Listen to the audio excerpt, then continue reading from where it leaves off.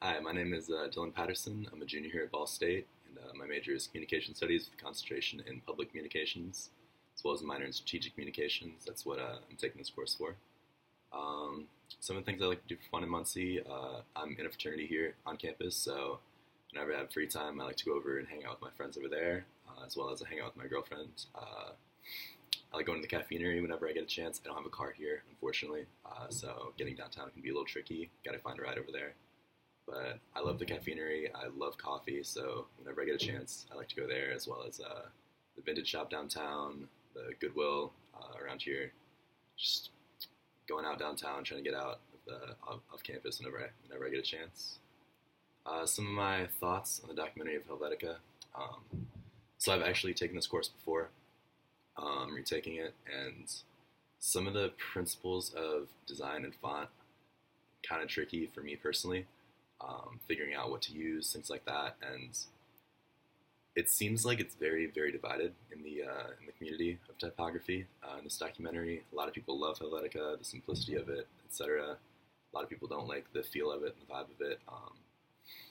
I'm sort of in the middle on those camps. I do think that there's a space for the simplicity and the just standardized text in the type. It's very neutral, sleek, simple. Helvetica is. It's very accessible, but it is very around. It's used very frequently, and that can sort of eliminate the effectiveness of your design if it's just something that people see all of the time. Something that can be glossed over. Someone could look at it and just keep on moving without actually reading what you designed, and doesn't not draw enough attention. But I think there are certain spaces for this type, as well as some of the more novel fonts that were talked about in the documentary. It's very difficult to find a typeface that fits the feel that you're going for, or the design that you're going for, things like that. So using something that is more simple and more standardized, as was talked about in the documentary. If you're going to make a flyer and you don't know what direction you want to go for, you don't know what font you need to use, Helvetica and some of the more simple fonts can be very effective, rather than using something a little more novel and a little more out of everyone's comfort zone.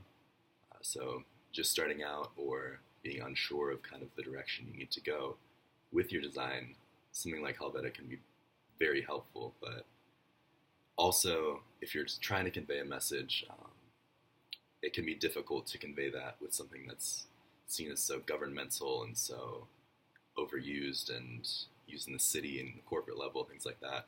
If you're trying to promote something that's got a little bit more of a fun vibe, or you've got a theme for something going, using a more novel font or switching up like the tracking and the kerning and things like that of your text can be very efficient. But using something like a more simple design like Helvetica, I think it's very important personally to focus on like the size hierarchy and sort of highlight the more important pieces of what you're designing via that, as well as the spaces between your letters and spaces between your paragraphs and lines and everything like that, as well as potentially changing the curves of your letters, and that can add a lot more to such a simple font to draw the eye and bring people in. So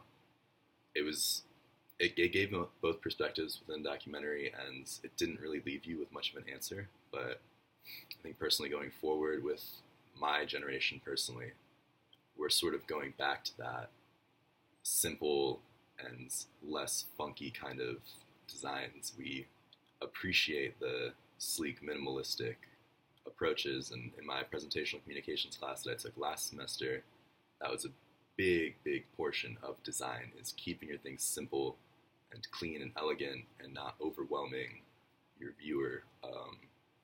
So being able to do that effectively is a really important skill, especially I feel like coming up with this generation, with designing for this generation, is going that approach and being more simplistic with the lettering and the designs, and being more matter of fact with what you're designing. And I like that it didn't give you a definite answer within the documentary of this is good, this is bad. It gave both sides, both opinions, things like that. But personally, coming off the back end of the documentary, I think approaching our generation, my generation specifically, with the future is things like Helvetica are going to be more important and more recognized. And even though it is so frequently used and it's in so many spaces, I think that that's not quite a bad thing, and it can be capitalized on, and focusing on things like the hierarchy of size and the spacing and curves and things like that is really what's going to bring more life into the